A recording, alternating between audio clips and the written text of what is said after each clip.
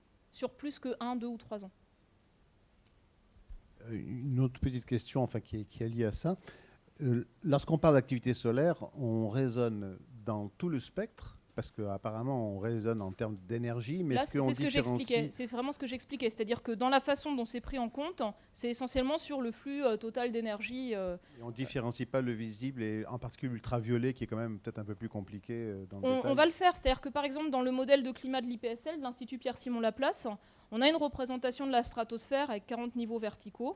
Et on a un certain nombre de travaux en cours, en particulier les travaux de Sliman-Becky, pour représenter le mieux possible l'effet de l'activité du Soleil dans tout son spectre sur la haute atmosphère et puis sur le climat. Et en fait, de la même manière d'ailleurs, on utilise cette version améliorée pour évaluer l'impact de l'activité volcanique sur le climat, parce que la stratosphère joue aussi un rôle très important. Donc en fait, je ne peux pas vous donner une réponse complète parce que les outils sont en cours de construction. Et on ne peut pas exclure qu'il y ait une influence significative de l'activité du Soleil, en particulier sur certaines circulations atmosphériques régionales, même si c'est quelque chose qui est encore difficile à sortir du bruit.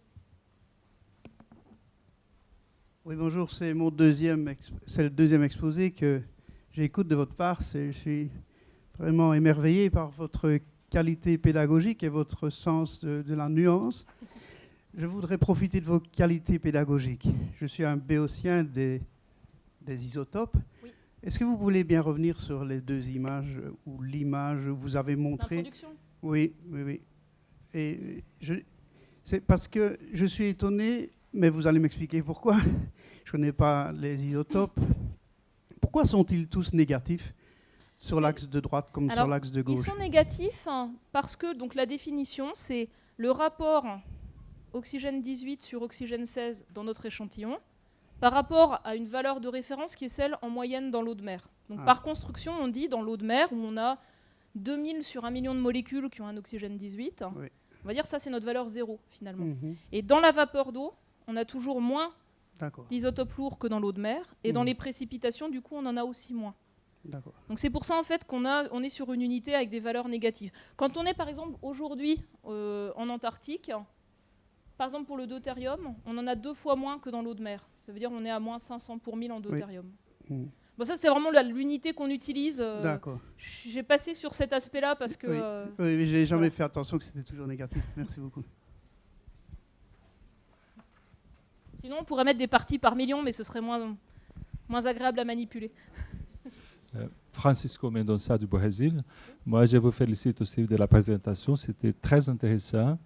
Et pour moi, surtout, les aspects naturels qui vous mettent en évidence. Quand on voit les rapports 4 de l'IPCC, ils estimaient que l'augmentation de la température globale était entre 4,5 et 6 degrés Celsius dans le futur. Et le rapport 4 insistait aussi sur la participation humaine, les activités humaines, comme un facteur prépondérant très important pour ce réchauffement futur. Les rapports 5, on a baissé l'estimation. En fait, on n'a pas un scénario... En fait, la réponse des modèles de climat entre le rapport 4 et le rapport 5, c'est-à-dire la nouvelle génération de modèles de climat, elle est très similaire. Ouais. C'est juste que dans les nouveaux scénarios, les RCP, on n'a pas le scénario le plus fort qu'on avait dans le rapport 4. Bon, voilà, mais en général, on considère que c'était sous-estimé les rapports 4 qui arrivaient à 6,5. Et aujourd'hui, avec le 5, c'est baissé à 4,5. J'ai dit en général, ce qui est diffusé. Non. Sur le même scénario, sur un scénario similaire, on arrivait à 4 degrés dans le 4, dans le rapport 4, et à 4 degrés dans le rapport 5. Mais le rapport 4, il avait un scénario très haut qu'on n'a pas utilisé dans le rapport 5. C'est la raison pour laquelle on n'a pas